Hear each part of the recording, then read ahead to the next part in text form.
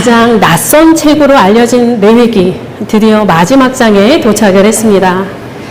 레위기에서 이 마지막 장이 가장 내용상 당혹스러운 장은 아닌가 싶습니다.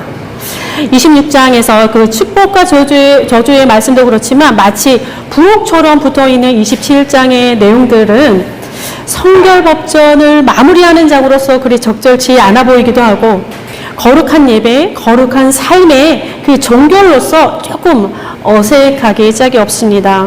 그래서 그런지 오늘의 본문제 27장 전체 우리가 일부분만 읽었는데요. 학자들의 의견은 굉장히 분분합니다. 그래서 27장을 레위기의 부록이다 이렇게 여기는 학자들도 있고, 어떤 이는 앞선 그 26장 축복과 저주에 대한 인간의 응답이다라고 보기도 합니다. 또 어떤 이는 후대에, 원래 이제 26장까지 있었는데 후대에 붙여진 것이다. 왜냐하면 성소의 운영과 유지를 위해서 자금 확보가 필요했기 때문이다. 이렇게 해석하기도 합니다. 또 어떤 사람은 레위기가 제사문서이지 않느냐, 그러니까 성소에 관한 규정으로 끝맺음을 하는 것은 자연스러운 것이다 이렇게 하기도 하고, 이제 25장에 우리가 기업무르기, 희년의 기업무르기가 있었습니다. 그것을 확장시켜서 하나님 앞에서 이스라엘이 물을 책임을 지금 다루고 있다 이렇게 보기도 합니다. 그 중에서 데렉 티드볼이라고 하는 학자의 목소리를 잠깐 들어보겠습니다.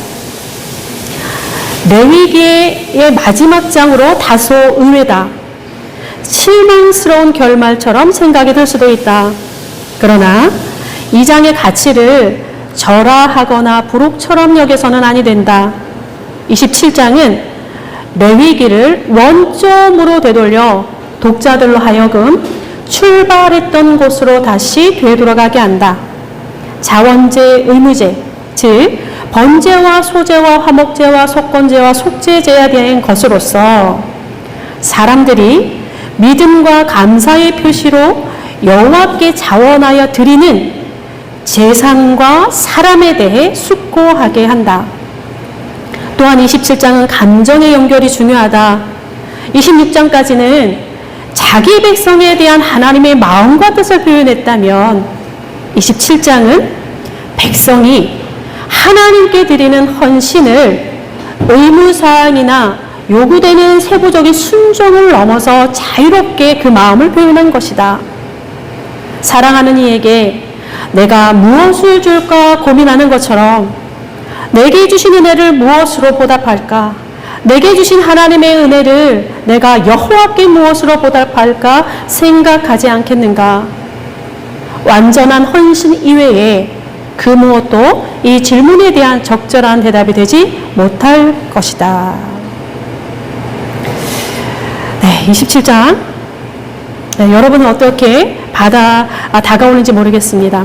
27장 전체는 하나님께 드리는 소위 헌금에 관한 것으로서 성소의 재정을 다루고 있다는 것이 매우 독특합니다.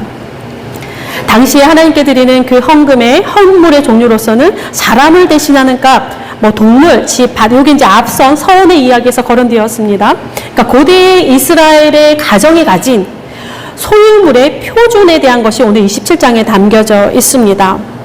27장 전체를 보면 서원에 관한 것, 그 다음에 처음 난 가축에 관한 것, 여호와께 온전히 바쳐진 것, 그리고 마지막 11조로 구성되어 있습니다. 순서대로 좀 보겠습니다. 27장을 한눈에 보면 서원에 대한 이야기가 상당히 많은 분량을 차지하고 있다는 것을 금방 아실 것입니다. 그러니까 27장 3분의 1을 이렇게 차지하고 있는데, 어쩌면 예배를 드리러 나오는 인간의 가장 기본적인 자세는 아닌가 싶습니다. 이 서원이라고 하는 것, 그러니까 하나님 아니면 하나님께 드리는 예배, 거기에 헌신하기 위해 구두로 자신을 바치는 행위라든가 가축, 집, 밭을 드리는 서원이 등장을 합니다. 서원은 사실 지금도 어떤 신앙의 행위로서 행해지고 있기 때문에 우리에게 그렇게 낯선 것은 사실 아닙니다. 어쨌든 서원은 조건적인 것과 무조건적인 것을 나눕니다. 근데 무조건적인 것은 말 그대로 어떤 대가를 바라지 않는 그러한 서원입니다. 그러니까 오직 하나님에 대한 사랑에 대한 헌신, 또 하나님의 영광을 위한 삶의 결단이 나옵니다. 시편 132편에 보면 다윗이 이렇게 서원합니다. 여호와께 맹세하여 야곱의 적는 자에게 서원하기를 내가 네 장막집에 들어가지 아니하며 내 침상에 오르지 아니하고 내 눈으로 잠들게 하지 아니하며 내 눈꺼풀로 졸게 하지 아니하기를. 여호와의 처소 그 하나님 야곱의 전능자의 성막을 발견하기까지 하리라 하였나이다. 그러니까 다윗이 이 성전에 대한 성전을 이렇게 세우고자 하는 그 간절함이 드려져 있습니다. 또 레위기 35장에 보면 레갑 족속이 나오는데요. 그들은 평생에 포도주도 마시지 않고 집도 가지 않고 파종도 하지 않고 포도원도 소유하지 않고 평생 동안 장막에 거주하겠노라 오직 하나님의 영광을 위하여 하면서 자신들만의 특별한 방식으로 이제 무조건적인 서원을 합니다. 이런 서약이 있고 조건적인 서원이 있습니다.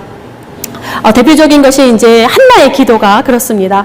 주의 여종에게 아들을 주시면 내가 그의 평생의 그를 여호와께 드리고 삭도를 그의 머리에 대지 않겠나이다. 한나의 기도, 유명한 한나의 기도. 네, 조건적인 기도죠. 어쨌든 조건적이든 무조건적이든지 간에 서원이라고 하는 것은 자발적으로 자신을 스스로를 속박하는 그러한 맹세입니다. 그러니까 하나님의 언약에 하나님이 당신을 묶어 놓았듯이 서원은 인간을 하나님을 향한 사랑의 헌신과 어떤 신앙의 맹세에 묶어둡니다. 이는 대부분 인간이 하나님께 간절히 원하는 무엇인가 항상 결부되어 있는 것을 볼 수가 있습니다.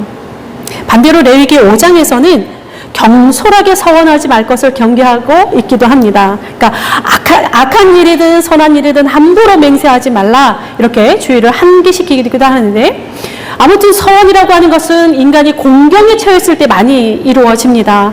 또 개인적인 것도 그렇고 성경에는 국가적인 그러니까 구약을 보면 국가적인 서원도 많이 기록되어 있습니다.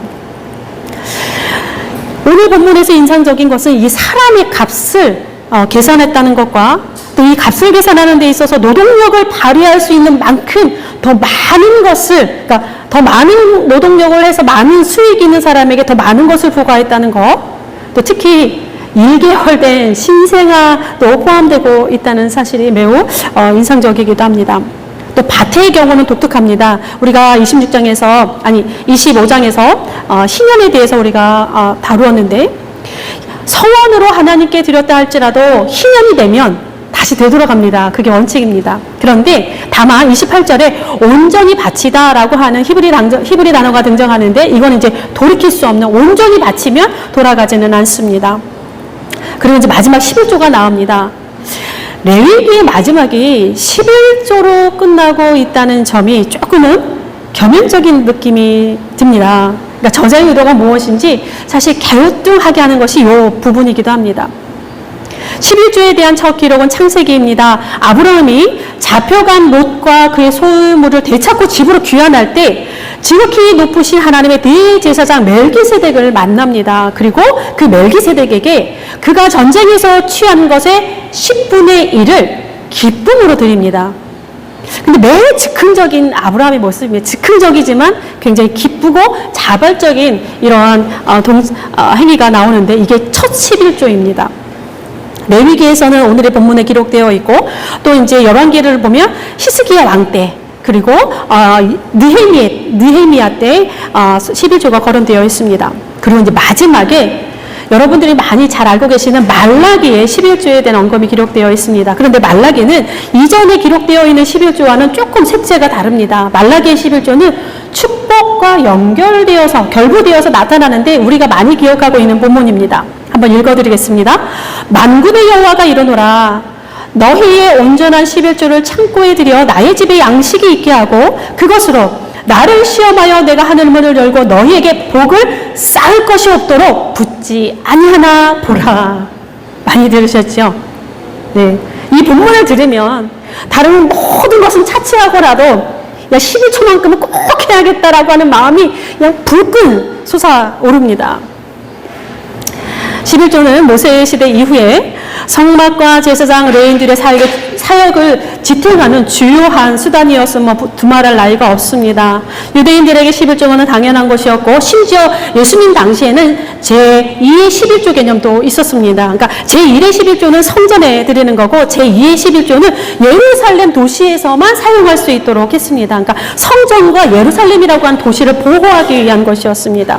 이렇게 중요한 11조가 예수님의 말씀 어디에도 이 11조의 권고는 찾아볼 수 없습니다. 어쩌면 성전을 중심으로 살아가는 공동체적 삶에 뭐 지극히 당연한 것이라 말할 필요가 없었는지도 모릅니다. 근데 어쨌든 정확한 이유는 잘 모릅니다. 대신 예수님의 제자들에게서, 그러니까 초대교회에서 연보의 개념이 이게 등장을 하는데 가난한 사람들에 대한 관심을 그쪽으로 흘러가도록 내버려 둡니다. 11조와 복이 한 쌍으로 거론되는 말라기 말씀을 다시 상기해 보겠습니다. 그러니까 말라기 11조에 대한 해석은 다양하게 나타납니다. 매우 단순해 보이기도 하지만 사실 시대적인 여러 가지 복잡한 사안들이 얽혀져서 이 본문이 나왔다라고 하는 것을 우리가 조금 기억할 필요가 있습니다. 게다가 우리가 26장의 복과 저주의 말씀 우리가 살펴보았지요. 말라기 이 본문 외에 구약 성경 어디에도 우리가 지지난주에 살펴보았던 26장 복과 저주의 말씀 중에도 성전에 헌금을 잘하는 사람이 복받게 된다라고 하는 구절은 어디에도 없습니다. 오히려 구약은 반대되는 구절이 더 많습니다.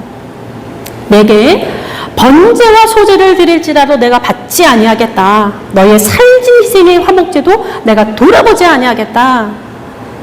아모스의 말씀입니다. 우리가 맨 처음에 호세아의 말씀에서도 우리의 귀한 헌물들을 다 바리바리 내게 가져온다 할지라도 내가 돌아보지 아니하겠다. 호세아에서도 굉장히 냉혹하게 이야기를 하고 있습니다. 그렇다고 해서 말라기 말씀을 또 정면으로 부정하는 것은 아닙니다. 그 자체로서도 또 중요한 의미를 가지고는 있습니다. 그러나 또한 물질적인 부 역시 하나님의 축복인 것은 분명합니다. 그런데 표현된 문구에만, 그리고 오늘의 본문도 마찬가지입니다. 표현된 문구에만 우리의 시선이 그대로 머물러서는 안 됩니다. 말라기의 표현, 그리고 오늘의 우리 후반부에 있는 11조에 대한 그 말씀은 단편적인 하나의 제시이지 복의 전부는 아니고 복의 정점도 아닙니다. 우리가 하나님께 대한 신앙의 헌신과 사랑의 표현이 여러 가지가 있습니다. 마찬가지로 하나님께서 우리에게 예비하신 복이라고 하는 것은 매우 다양하게 우리에게 임합니다. 때문에 물질의 부유함이 복의 척도가 될 수는 없고 우리의 신앙과 헌신의 표현이 이 헌금, 이 11조로 가늠할 수는 없습니다. 구약을 통틀어서 가장 중요한 신앙 고백은 시편에 있습니다. 그 중에서도 시편 150편을 갈무리하는 것은 1편입니다. 시편 1편이 이렇게 시작을 합니다. 복 있는 사람은, 그죠? 시편 1편에서 물질에 관한 것은 하나도 나오지 않음을 우리가 유념할 필요가 있습니다.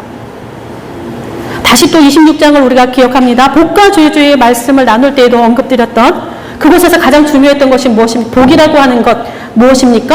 하나님이 우리와 살겠다. 하나님이 짐 싸갖고 우리 집으로 들어오는 것. 그것만큼 가장 큰 복은 없다. 거기서 복이 마무리된다 이렇게 말씀을 드렸습니다. 그것과 마찬가지로 우리가 하나님을 향한 이 헌신과 사랑의 표현도 같은 선상에서 해석해야 되고 우리 27장 전체도 그렇게 해석을 해야 됩니다. 그래서 아까 제가 한 학자의 이야기를 말씀드렸죠. 레위기를 원점으로 되돌려 독자들로 하여금 출발했던 곳으로 되돌아가야 한다. 그러니까 지금 27장의 서원의 한마디로 얘기하면 사실 27장은 헌금에 대한 이야기입니다. 이것을 어디로 가느냐? 다시 레위기의 처음으로 5대 제사와 만나고 그곳에서 풀어지고 해석되어야 된다 말씀드릴 수 있습니다. 구약의 5대 제사라고 하는 것은 우리의 오늘날의 제사와는 예배와는 조금 다르지요. 구약의 예배는 헌물 없이 진행될 수가 없습니다. 그죠? 5것 다 제사가. 제사의 모든 규례가 뭐냐? 사람이 가지고 오는 하나님께 드리는 헌물을 드리는 과정이 되기도 합니다. 그래서 구약의 제사, 그 예배라고 하는 것은 자신의 소유를 드리는 과정과 결코 분리될 수가 없습니다. 그래서 드리는 헌물, 예불, 이 모든 것이 엄격하게 굉장히 규례가 엄격하게 되어 있습니다. 또 그렇다고 해서 그게 전부는 아닙니다. 또 영적인 삶을 위해서 성소와 성막을 담당하는 그것으로 삶을 살아가는 이들이 존재했기 때문에 공동체 역시 이들의 일상적인 삶을 책임져야 되는 것이 구약의 구조입니다. 또 이 구조를 또 오늘날과 생각해서 한번 견주어 보고 우리가 생각할 필요도 있습니다. 중요한 것은 사람입니다. 하나님은 사람에게 늘 말을 걸어 오십니다. 레위기도 마찬가지입니다. 어떻게 예배할까? 어떻게 살아야 할까? 하나님께 대한 제의, 공동체 안에서의 그 윤리, 이것으로 풀어가는 레위기는 결국은 누가 하나님이냐라고 하는 것을 묻고 있습니다. 그러니까 우리의 삶에, 우리의 예배에 27장도 우리의 드리는 헌금도 과연 누가 우리의 하나님인가라고 하는 물음이 그곳에 담겨져 있다라는 사실입니다. 성경 저지 깔린 물음이라고 볼 수도 있습니다. 우리가 하나님께 서원을 하고 천만 것을 구별해서 드리고 11조를 구별해서 드리는 것, 번제와 소제와 화목제와 속건제와 속죄제를 드리는 것, 우리가 매주에 함께 이렇게 모여서 공동의 신앙 고백을 하면서 하나님의 말씀에 귀를 기울이는 것, 또 매주일 내가 정한 헌금, 매월 내가 저 헌금을 떼어드리는 것, 다 같은 이유입니다. 하나님이 우리의 하나님이시라고 하는 고백의 한 표현입니다. 복을 받고 저주를 받기 위해서 하늘 문이 가득 열어서 내가 복을 쌓을 것이 없도록 내가 붙지 아니하나 보라. 그것은 표면에 불과합니다. 예물을 드리는 모든 과정이 제사의 과정이요 예배의 속성이라고 하는 것은 두말할 나위가 없습니다. 또한 그것은 하나님이 우리의 삶의 주인이시요 중심이라고 하는 것은 중심이라고 하는 것을 고백하는 신앙 고백의 한 과정입니다. 때문에 예물을 드릴 때 우리는 이러한 문제를 함께 고민해야 될 것 같습니다. 특별히 오늘날 그렇습니다. 돈이 힘이 되는, 돈이 하나님이 되는, 돈만 있으면 안 되는 것이 없는, 돈이 많고 적음이 사람의 능력을 저울질하는, 돈이 사람을 죽이기도 하고 살리기도 하는 그러한 세상, 돈을 부정하고 무시할 수도 없는 이 세상에 그 한복판에 우리의 예배가 있고 또 우리의 삶이 존재하고 있습니다. 어쩌면 레위기는 이 엄청난 돈의 권세를 어떻게 하나님의 권세에 예속시킬 수 있는가라고 하는 물음을 마지막으로 던져주고 있는 것은 아닌가 생각이 듭니다. 우리의 예배도 우리 신앙과 헌신의 표현도 이 영향력에서 벗어날 수가 없습니다. 때문에 우리 개인적인 삶의 구석구석, 우리 개인적인 관계 속에서의 예배, 또 공적으로 드리는 가치 예배, 또 공적인 삶의 속에서 이 거대한 만몬의 힘을 어떻게 하나님의 손에 내어드릴 수 있는가라고 하는 것은 영적인 삶에 있어서 매우 중요한 문제가 아닐 수 없습니다. 레위기 마지막에 그것을 우리에게 또 건들고 있습니다. 제가 레위기의 마지막을 읽으면서 단순하면서 발칙한 생각을 들었습니다. 레위기는 전체가 헌금에 대한 이야기다 라고 하는 생각입니다. 헌금이 무엇인가? 헌금은 왜 드리는가? 헌금과 예배의 관계는 무엇인가? 헌금은 어떻게 사용할 것인가?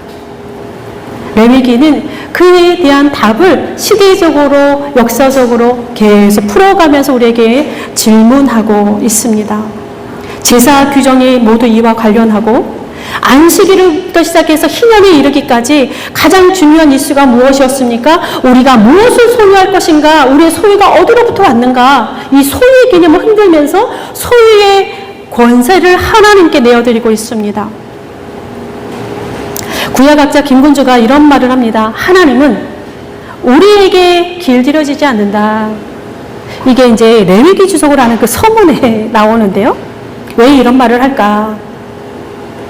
문장을 뒤집어 보면 우리의 신앙의 행위 혹은 헌신의 표현들이 특히 레위기는 다 하나님께 드리는, 무언가를 드리는 그런 것들로 기록되어 있습니다. 그러니까 우리 지금의 시대로 표현하면 이 헌금이 하나님을 길들이려고 하는 행위로 전락한 것은 아닌가, 그것을 겨냥하는 그러한 일침은 아닌가 생각을 해보았습니다. 헌물, 헌금, 우리의 의가 될 수 없습니다. 하나님의 은혜를 구하는 조건도 아닙니다. 특히 공동체 안에서 무엇을 좌지우지하는 도구가 되어서는 더더욱 안 되는 것들입니다.